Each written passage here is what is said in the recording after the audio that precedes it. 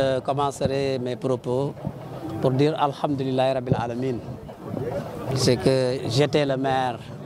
de la commune de Keur Massar, donc aujourd'hui le maire sortant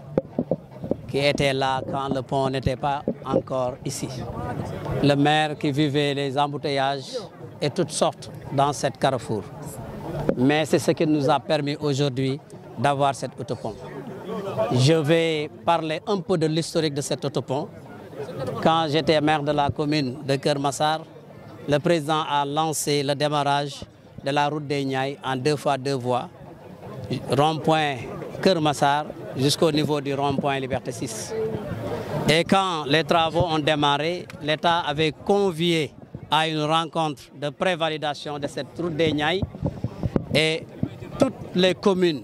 que la route des Niayes ont passé, ces maires ont été conviés à cette rencontre et j'étais présent à cette rencontre. Quand on nous a montré le plan, Keur Massar avait un giratoire en T dans ce projet. Et quand j'ai pris la parole, c'est ce jour-là que j'ai fait le plaidoyer de cet autopont. J'ai dit que Keur Massar a un embouteillage jour et nuit. Aujourd'hui, si on élargisse la route des Niayes en 2 fois 2 voies, il y aura plus d'embouteillage. Donc il faut impérativement un autopont. Et les services déconcentrés de l'État qui étaient là-bas m'avaient répondu que l'autopont n'est pas prévu pour la route des Niayes. Mais comme c'était une rencontre de prévalidation, j'avais dit aux techniciens de mettre ça au niveau de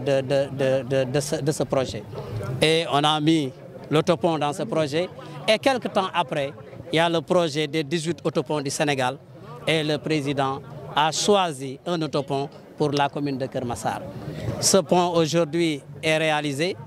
Nous en réussissons avec toute la commune parce que ça va permettre à la commune d'avoir une fluidité. Parce que là, c'est un carrefour où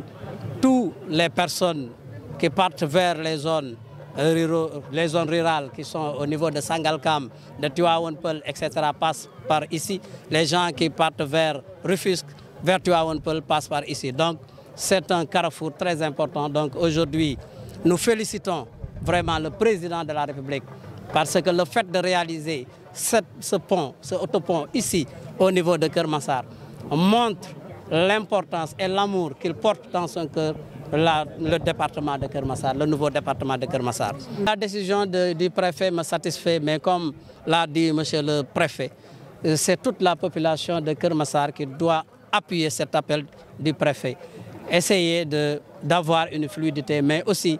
les services de l'ordre, la gendarmerie, doit faire son boulot comme le préfet a donné son arrêté, faire son boulot sans sentiment pour qu'aujourd'hui Keur Massar vraiment souffle ce ouf de soulagement qu'il a tant attendu sur ce rond-point.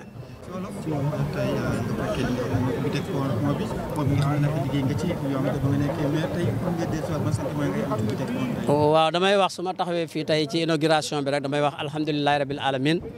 ndax maa fi nekkoon maire jamono bi nga xam ne Keur Massar mi ngi nekk commune mais jamono bi nga xam ne Keur Massar boobu amagul autopont bi fii nekk problème ci département bi yëpp nekk problème ci fépp. tey ji yàlla def nag historique bi mooy dañu doon defar la route des Niayes ñu convier route des Niayes bi nga xam ne dafa commencé rond-point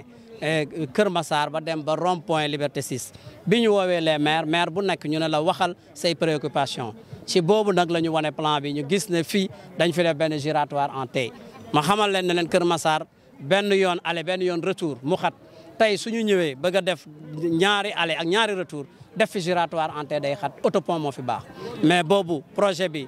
yaakaar naa xaalis bi loolu bokk ci woon pour mu am autopont mais comme projet de prévalidation la yoon la woon pour que lu nit wax ñu bind ko yóbbu ko yàlla def ñu am le projet des 18 autoponts du Sénégal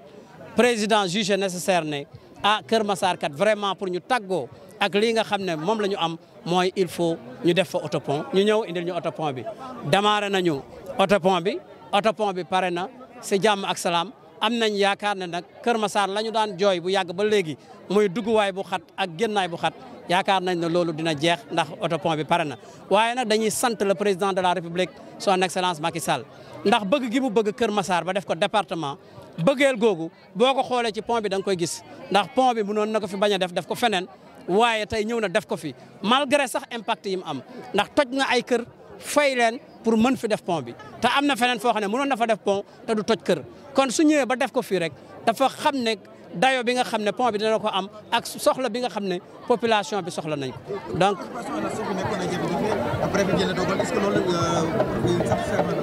waaw occupation anarchique bi yaakaar naa ne loolu la Kër Massar yëpp doon jooy mais comme pont bi pare na am naa yaakaar ne dogal bi nga xam ne préfet jël na ko su ko gendarmerie doxalee mu bañ a am benn sentiment mais aussi population wu Kër Massar ñoom tamit ñu jàppale gendarmerie jàppale préfet ñu xam ne fii dugub bi ak génn bi dafa war a set dafa war a féex dafa war a fluide kenn ku nekk bu defee loolu ci xelam yaakaar naa ne ñu dimbale ci autorités yi dugg ak génn ak Kër Massar bi nga xam ne dañu bëggoon mu nekk dugg ak génn bu yomb yaakaar naa ne loolu dinañ ci egg jërë ngeen jëf merci beaucoup